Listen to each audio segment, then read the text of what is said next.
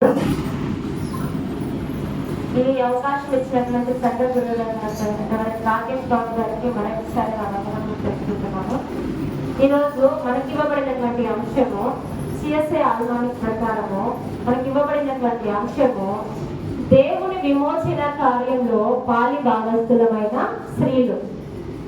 మరొకసారి ఈరోజు సిఎస్ఐ ఆల్మానిక్ ప్రకారం మనకి ఇవ్వబడినటువంటి అంశము దేవుని విమోచన కార్యంలో పాలి భాగస్థులమైన స్త్రీలము.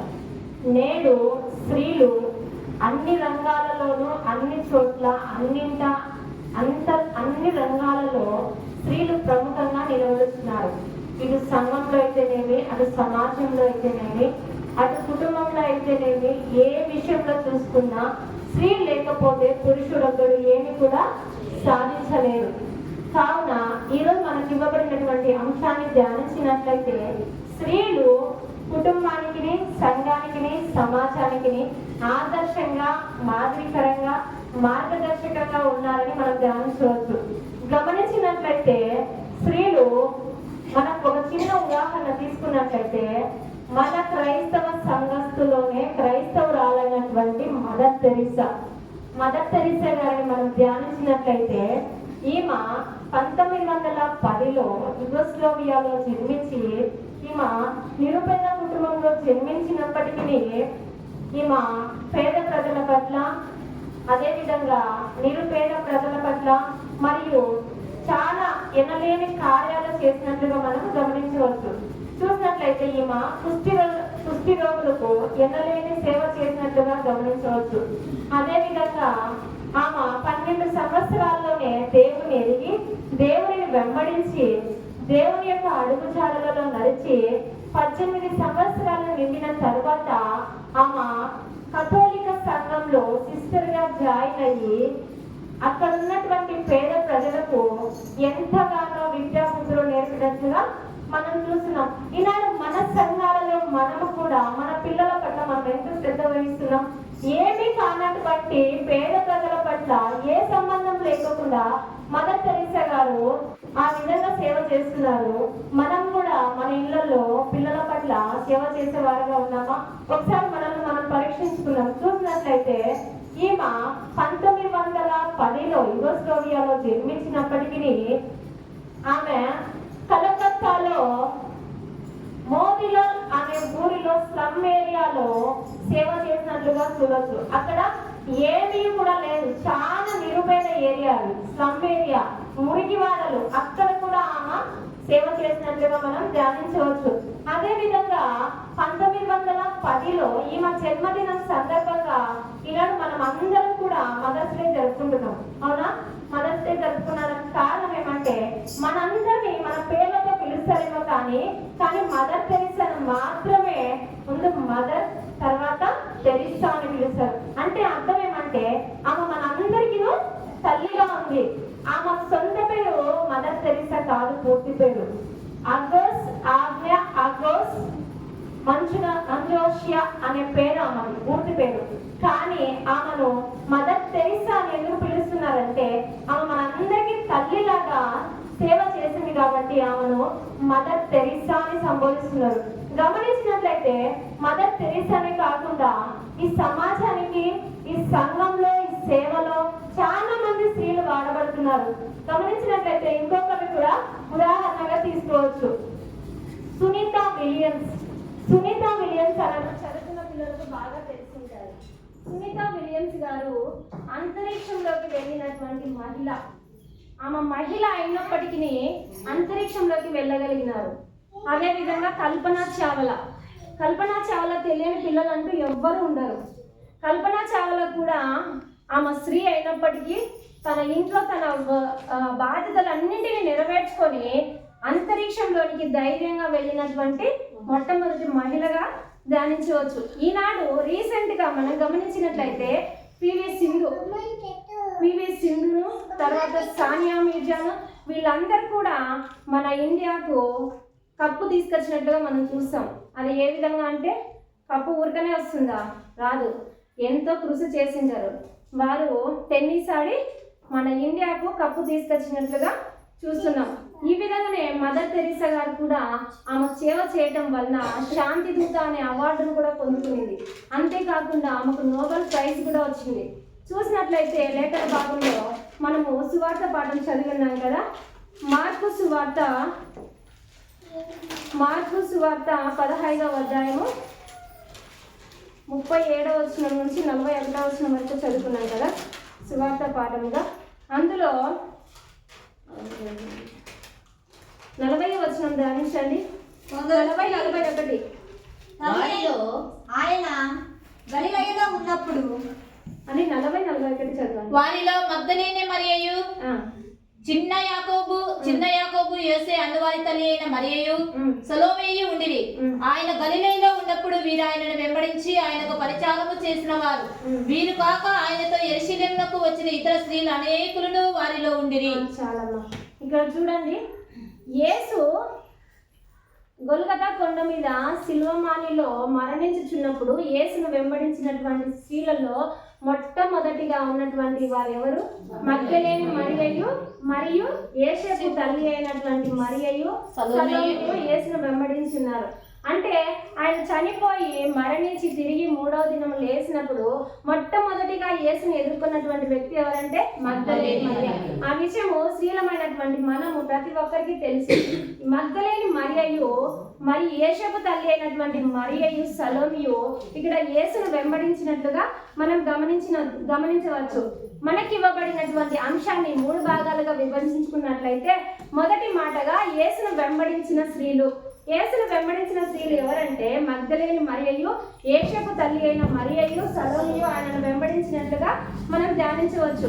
అదేవిధంగా చూడండి, స్త్రీలు ఆనాడు యూదా సమాజంలో స్త్రీలకు విలువ లేదు. అయినప్పటికీ దేవుని వెంబడించడానికి వారు ఎనలేని కృషి చేసినట్లుగా మనం గమనించవచ్చు. వారు దేవుని పరిచారంలో బలపడి ధనం విషయంలో అయితేనేమి, పరిచయం చేసే విషయంలో అయితేనేమి, సేవ చేసే విషయంలో అయితేనేమి వారు ఏ మాత్రం వెనుకుండకుండా ఉపవాసం ఉండి ప్రార్థనలు చేసి దేవుని వెంబడించినట్లుగా మనం గమనించవచ్చు. అదేవిధంగా ఇక్కడ వెంబడించిన స్త్రీలను మనం ధ్యానించినట్లయితే చూడండి, మొదటి పాఠంగా నిర్గమకాండం చదివినాం కదా. చూడండి, మొదటి పాఠంగా నిర్గమకాండము 1వ అధ్యాయము వచనములు 15 నుంచి 20 వచనములు చదివినాం కదా. అక్కడ ఆ 1వ అధ్యాయము 2వ అధ్యాయము ధ్యానించినట్లయితే ఎబ్రీ స్త్రీలు చూడదైన వారుగా చూస్తున్నాం. అక్కడ మనము ఒక స్త్రీని గురించి బాగా చెప్పుకోవచ్చు. అత్యున్నతమైన స్త్రీగా, పేరు ప్రఖ్యాతులు పొందుతున్న స్త్రీగా, గొప్ప వ్యక్తిగా, బైబిల్ గ్రంథంలోనే ప్రఖ్యాతిగాంచిన ప్రవక్తనిగా ఎంచబడినటువంటి స్త్రీగా కూడా మనం చెప్పుకోవచ్చు. ఈమె ఎవరంటే ప్రతి ఒక్కరికి తెలిసిన విషయమే, మిరియాము గారు. మిరియాము గారి గురించి తెలియని వాళ్ళంటూ ఎవరు ఉండరు. మిరియాము గారిని గురించి ధ్యానించినట్లయితే ఇక్కడ మనము 7 మాటలుగా చెప్పుకోవచ్చు. మొదటి మాటగా ఆమె ఎలాంటిదంట? సంరక్షించిన స్త్రీ. ఆమె మొదటిగా ఎట్లున్నారు? సంరక్షించిన స్త్రీ. ఆమె ఎవరిని సంరక్షించినారో తెలుసా?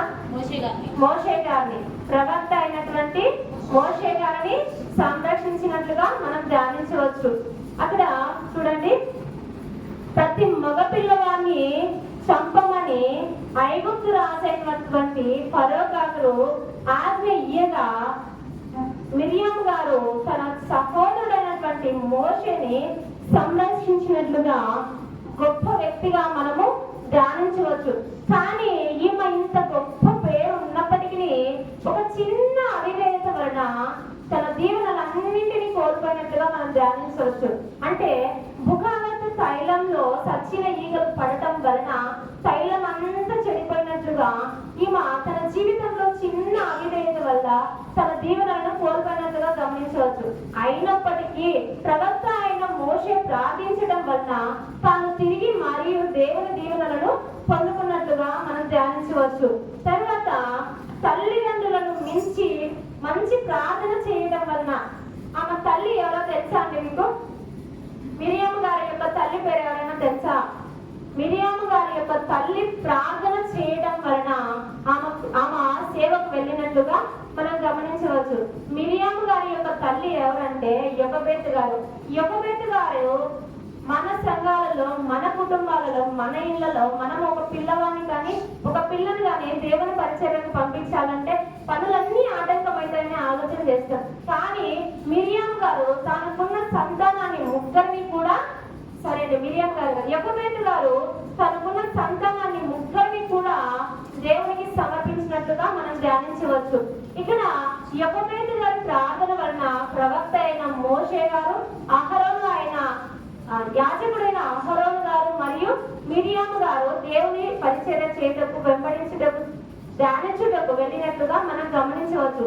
చూసినట్లయితే ఇక్కడ ఎర్ర సముద్రాన్ని 2 పాయలుగా చేసి అక్కడున్న ఇజ్రాయేల్ ప్రజలందరినీ ఎర్ర సముద్రాన్ని దాటించడానికి మోషే అహరోనును ప్రార్థించగా వారి వెంబడి ఉండి మిరియాము కూడా నడిపించినట్లుగా మనం ధ్యానించవచ్చు. అదేవిధంగా రెండో మాటగా దేవుని చేత దేవుని పని కొరకు ఏర్పాటు చేయబడిన స్త్రీ ఎవరండి? దేవుని చేత దేవుని పని కొరకు ఏర్పాటు చేయబడినటువంటి స్త్రీ అదెవరంటే మిరియాము గారు. మనమైతే దేవుని సంఘాలలో చిన్న పని చేయమంటే నాకు ఇంట్లో పని ఉంది, నేను ఈ పని చేయాలన్నా, నేనున్న అంతస్తు ఏంది, నేనున్న హోదా ఏంది, నేనున్న స్థాయి ఏంది, నేను చీపురు పట్టుకొని ఖర్చు ఊడ్చాలన్నా అనుకుంటాం.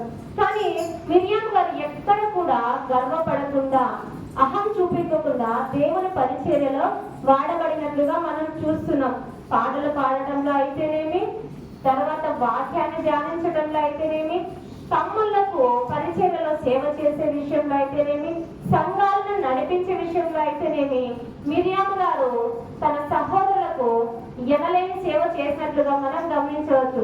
గమనించినట్లయితే సామెతల గ్రంథము 31వ అధ్యాయంలో ధ్యానించినట్లయితే గుణవతి అయిన స్త్రీ లక్షణాలను చూడవచ్చు.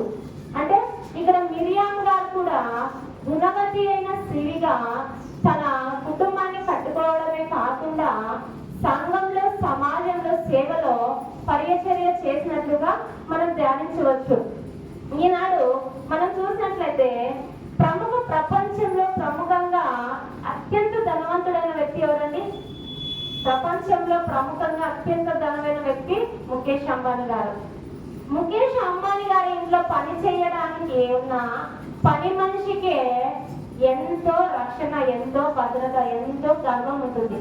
కానీ ఈ లోకంగా ముఖేష్ అంబానీలో పనిచేసేటువంటి సర్వెంట్కి అందుంటే మనల్ని సృష్టించిన సృష్టికర్త అయిన దేవుని పరిచర్య చేయడంలో మిరియాము గారు ఎంత గొప్పగా గర్వపడి ఉండాలా?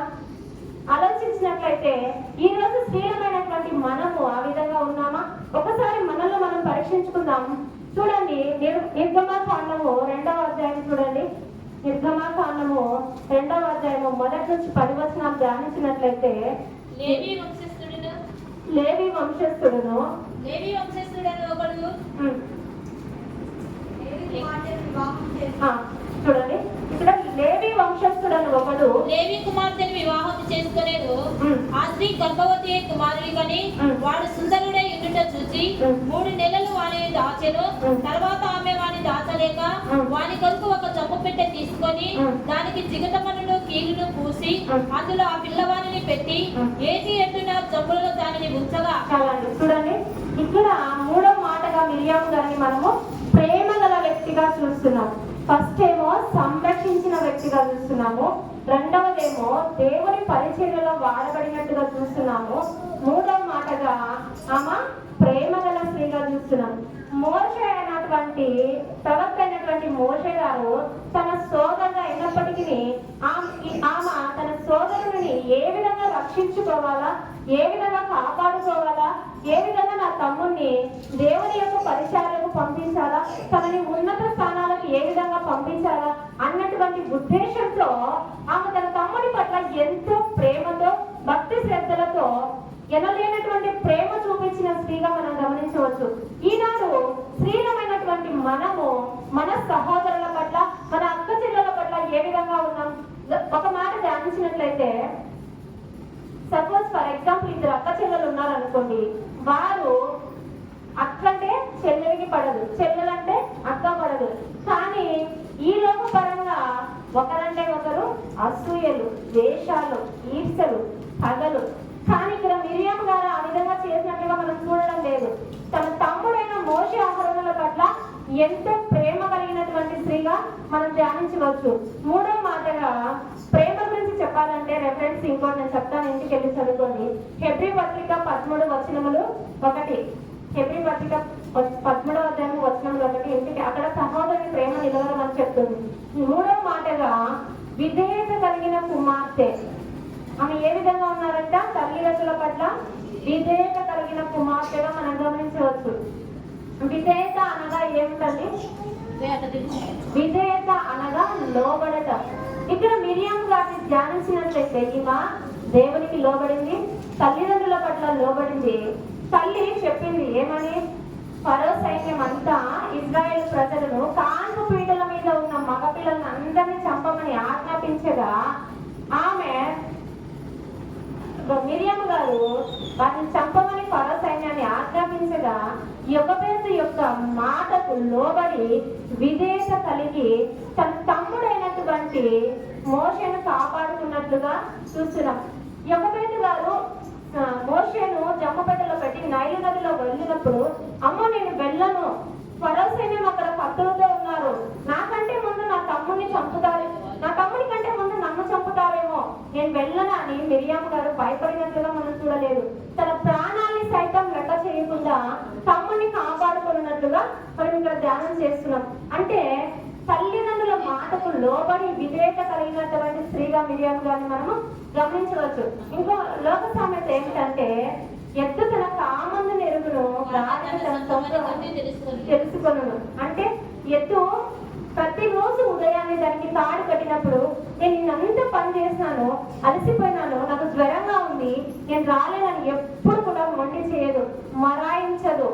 ఆ విధంగానే ఇక్కడ కూడా మిరియాం గారు కూడా తన తల్లి చెప్పినటువంటి మాటకు లోబడి విధేయత కలిగి ఎదురు చెప్పకుండా తన తమ్ముడైనటువంటి మోషేను కాపాడుకున్నట్టుగా 4వ మాటగా మనం చేస్తున్నాం. అదే విధంగా జ్ఞానము కలిగిన స్త్రీ మిరియాం గారు ఎట్లున్నారంట? జ్ఞానము కలిగిన స్త్రీ లాగా ఉన్నారు.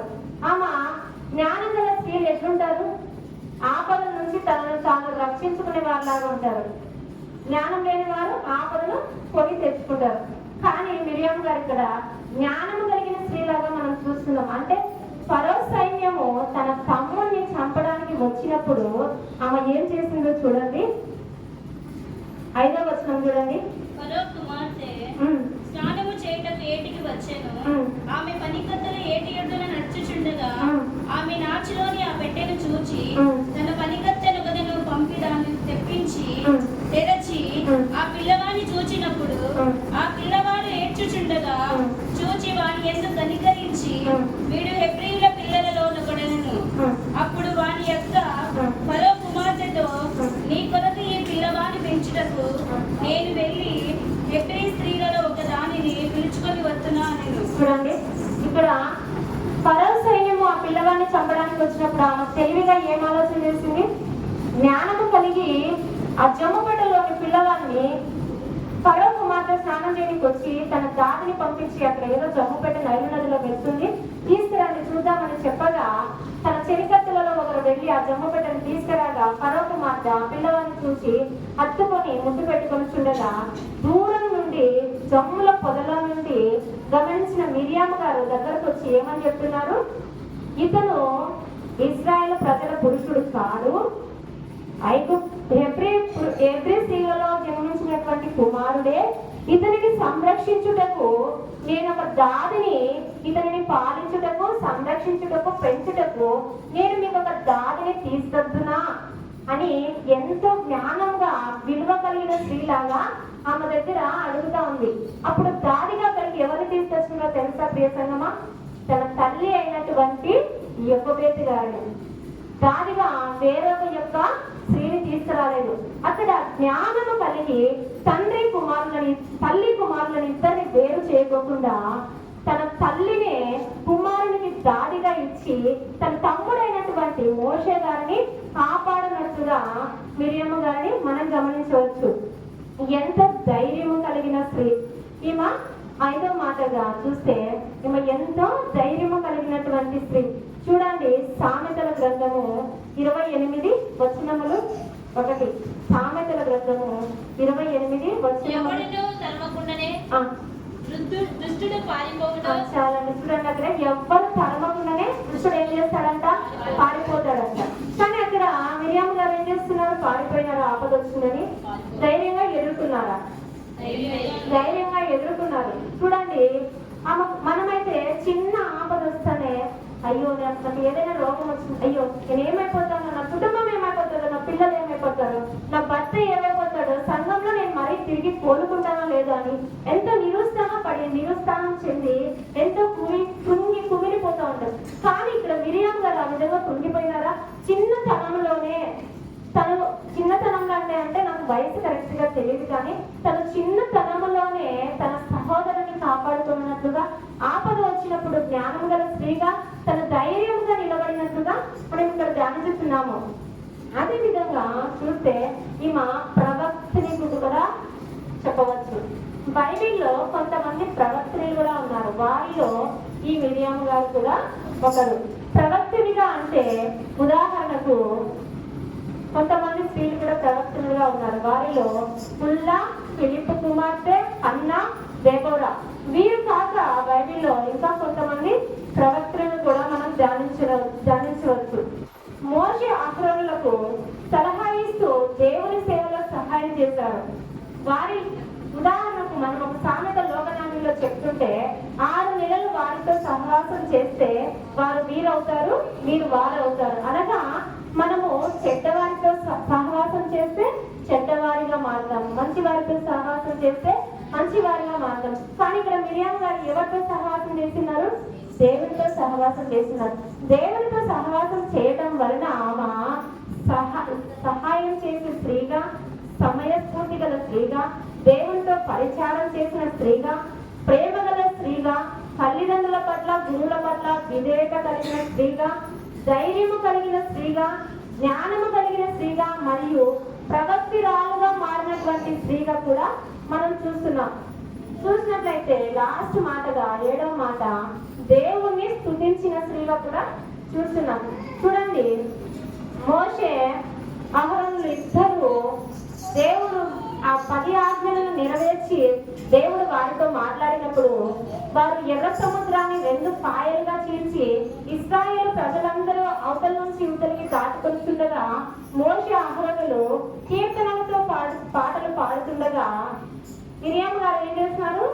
పంపులతో దేవుణ్ణి స్తుతించినట్లుగా మనం ధ్యానించవచ్చు. అదే విధంగా చూసినట్లయితే ఆహాబును కూడా ధ్యానించవచ్చు. ఇక్కడ ఆహాబు ఏం చేస్తున్నాడంటే, ద్రాక్ష చెట్లు ఫలించకపోయినను, అంజూరపు చెట్లు పూయకపోయినను, శాలలో పశువులు లేకపోయినను, గద్దలో గొర్రెలు లేకపోయినను నేను నిన్ను స్తుతించెదను అని చెప్తున్నాడు.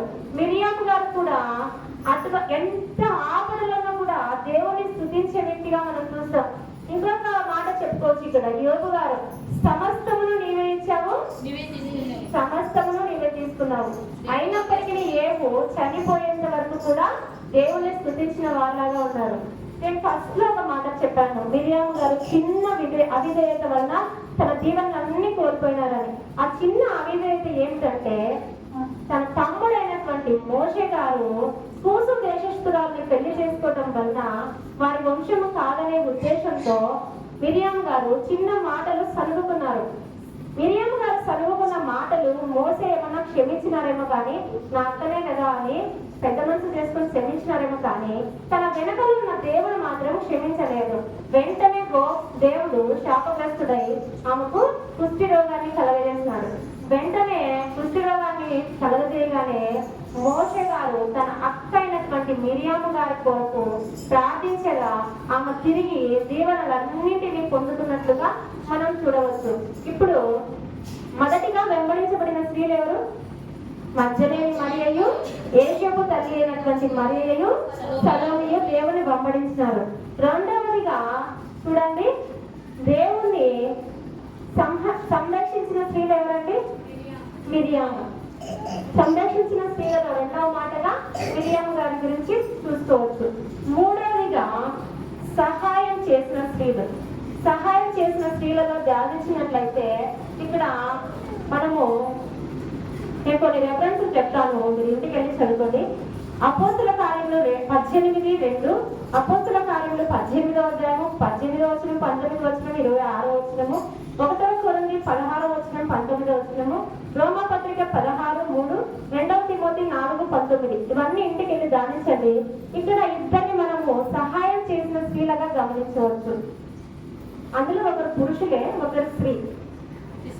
అకుల ప్రిస్కిల, కరెక్ట్. వారిద్దరూ దేవునికి సహాయం చేసినటువంటి వారిగా మనం గమనించవచ్చు. అంటే ఈ 6 రెఫరెన్స్లో కూడా అకుల పేరు 4 సార్లు, అకుల పేరు 2 సార్లు ఉంటుంది, ప్రిస్కిల పేరు 4 సార్లు ఉంటుంది.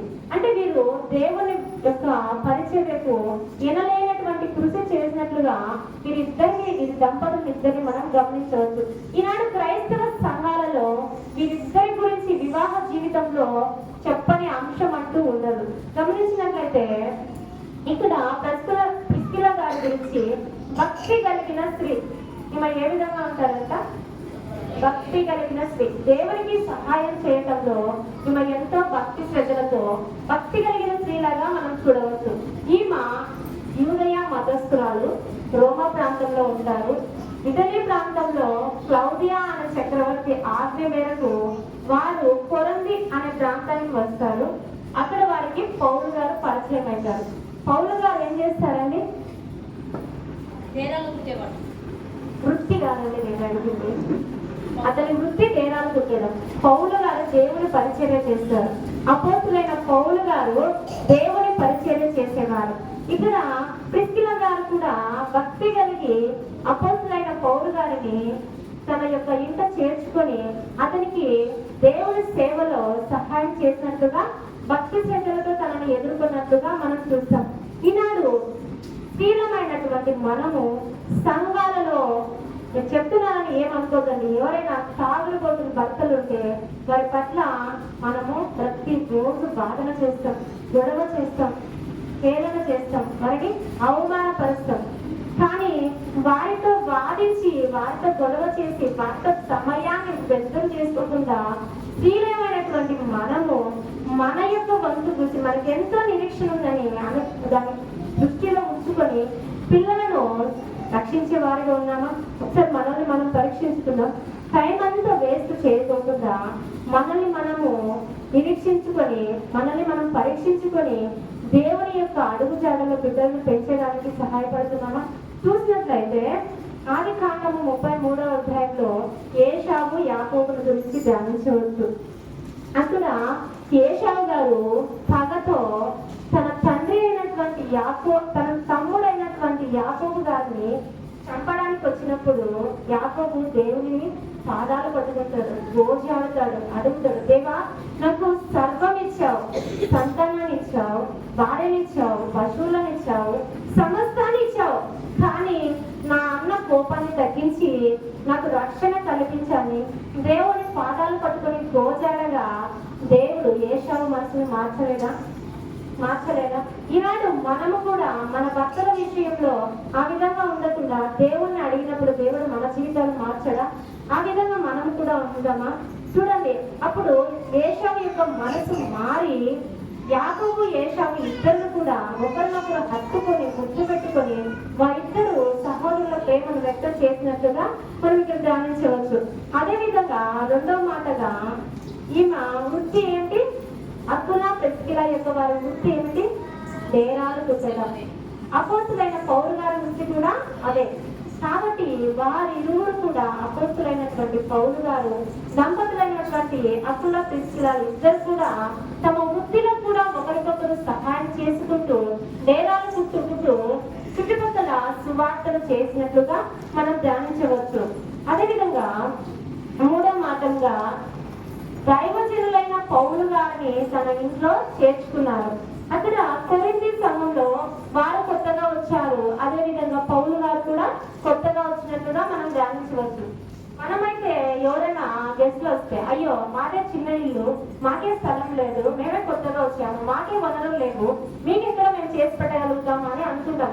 కానీ ఈ అకుల ప్రిస్కిల వీరిరువురు కూడా అపోస్తులైన పౌలు గారిని తనకున్న వసతిని ఏర్పాటు చేసి భోజనం సిద్ధం చేసి తన యొక్క సేవా జీవితానికి వీరు ఎనలేనటువంటి కృషి చేసినట్లుగా మనం ఇక్కడ ధ్యానించగలుగుతాం. 4వ మాటగా అపోస్తులైన అపోలో అనే ఒక యవనస్తుని కూడా ఆమె సేవకు సిద్ధపాటు చేసినట్లుగా చూస్తారు. అతను గొప్ప విద్వాంసుడు, కానీ అతనికి యోహాను బాప్తిసం గురించి తెలుసు, కానీ యేసును ఎరగనటువంటి వ్యక్తి. అయినప్పటికీ ఈ ప్రిస్కిల గారు ఏం చేస్తారంటే ఆ యవ్వనస్తుని కూడా దేవుని సేవకు ఎంతో మక్కువ చూపులాగున దేవుని మాటలు అతనికి తెలియచెప్పి దేవుని యొక్క పరిచారణ అతనికి తెలియజేసి దేవుని యొక్క సేవలో వాడబడేటట్టు ఈ యొక్క ప్రిస్కిల గారు అతన్ని ప్రోత్సహించినటువంటి వ్యక్తిగా ఒక స్త్రీగా మనం చూడవచ్చు. అదేవిధంగా ఈనాడు అపోలో అనే విద్వాంసుని చేర్చినట్లుగా మనం చూడవచ్చు. 5వ మాటగా సంఘాన్ని స్థాపించినారు. ఇక్కడ మనము సువార్త పాఠాన్ని జ్ఞాపకం చేసుకోవాలి. రోమా పత్రిక చదివినట్లుగా ఆ సువార్త పాఠాన్ని ధ్యానించినట్లయితే అక్కడ అట్లా ప్రిస్కిల గారి గురించి దేవుడు మాట్లాడినాడు. సంఘాన్ని స్థాపించారు. సంఘాన్ని స్థాపించడం అంటే అక్కడ అపోస్తులైన పౌలు గారు సేవ చేస్తుండగా వారికి వ్యతిరేకంగా వీళ్ళు సంఘాన్ని కట్టలేదు, కానీ అపోస్తులైన పౌలు గారు సాయంకాల సమయం కావచ్చు, ఉదయం కావచ్చు, మధ్యాహ్నం కావచ్చు, ఏ సమయంలోనైనా వారు వాక్యాన్ని ధ్యానించుతుండగా చుట్టుపక్కల ఉన్న వారిని అందరినీ రండి పౌలు గారు వచ్చారు, సువార్తలు చెప్తున్నారు, విందురండి అని ఎంతో మంది ఆత్మలను రక్షించినట్టుగా, ఎంతో మంది స్త్రీలను మార్చినట్టుగా అక్కడ ఒక సంఘాన్ని ఏర్పాటు చేసినట్టుగా మనం ధ్యానించవచ్చు. 6వ మాటగా మంచి సాక్ష్యం ఇచ్చే స్త్రీగా ఉన్నారు. ఏ విధంగా ఉన్నారంట? మంచి సాక్ష్యం ఇచ్చే స్త్రీ. మంచి సాక్ష్యం ఇవ్వడంటే ఆమె అపోస్తులైన పౌలును తన ఆత్మీయ తండ్రిగా చేర్చుకున్నారు. అపోలో అనే యవ్వనస్తుని తన ఆత్మీయ సోదరునిగా చేర్చుకున్నారు. ఈనాడు మనము సంఘాలలో చర్చికి వచ్చినప్పుడు ఒక సహోదరునితో మాట్లాడితే లేనిపోని అభాండాలు, లేనిపోని మాటలు, కానీ ఇక్కడ ప్రిస్కిల గారు ఆ విధంగా చేయలేదు. తను ఏ విధంగా ఉన్నారు? తన యొక్క దైవజనుడైనటువంటి అపోస్తులైన పౌలు గారిని ఆత్మీయ తండ్రిగా భావించుకున్నారు. యవనస్తుడైనటువంటి అపోలను ఆత్మీయ సోదరుడిగా భావిస్తున్నారు. ప్రియ దేవుని బిడ్డలారా, స్త్రీలమైనటువంటి మన మీద ఎవరైనా నిందలు వేసినప్పుడు మనము వారి పట్ల సరగకుండా గొడవకుండా ఉండాలి. ఎందుకంటే మనల్ని ఎవరైనా తప్పుడుగా మాట్లాడినప్పుడు ఆ పని దేవుడే చూసుకుంటాడనే ఓపికతో సహనంతో ఎదురు చూడాలి. ఇక్కడ ప్రిస్కిల గారికి కూడా సమస్యలు ఎదురుతాయంటే ఎదురైతాయి, కానీ ప్రిస్కిల గారు తాను దేవుని అడుగు జాడలలో నడచడం వలన, ఆత్మీయ జ్ఞానాన్ని పొందుకోవడం వలన దేవుడికి ఆ పనిని వదిలిపెట్టి తాను తన జీవితంలో ఆ సేవలో ఎంతో సహాయపడినటువంటి వ్యక్తిగా మనం చూస్తున్నాం. ఈనాడు మనం ధ్యానించినటువంటి అంశాలను 3 చూసినట్లయితే వెంబడించిన స్త్రీలు ఎవరు? మగ్దలేని మరియ, యేసేపు మరియ, సలోమియు దేవుని సేవలో వెంబడించారు. అదే విధంగా సంరక్షించిన స్త్రీలను ఎవరిని? మిరియాము గారిని ధ్యానించుకోవచ్చు. అదే విధంగా సేవకు తోడ్పడిన వారు, సహాయం చేసినట్లుగా ఈనాడు మనము కూడా మన గురువులకు సహాయపడే స్త్రీలుగా ఉన్నామా? స్త్రీలమైనటువంటి మనము మన పాత్రను నిర్వహిస్తున్నామా? స్త్రీలమైనటువంటి మనము మన సంఘాలలో సువార్తను బోధించడానికి ఇష్టపడుతున్నామా? స్త్రీలమైనటువంటి మనము మన యొక్క ప్రవర్తనను జాగ్రత్తగా చూసుకుంటున్నామా? స్త్రీలమైనటువంటి మనము మన కుటుంబంలో భర్తల మధ్య భర్తలతో విధేయతగా ఉన్నామా? తల్లిదండ్రుల పట్ల విధేయత కలిగి ఉన్నామా? ఒక్కసారి మనల్ని మనం పరీక్షించుకొని ఈ యొక్క వాక్యాన్ని మీకు అర్థమైందని నేను అనుకుంటున్నాను. ఈ సమయం ఇచ్చినటువంటి గొల్లపల్లి సంఘానికి మరియు నాకు ఈ అవకాశం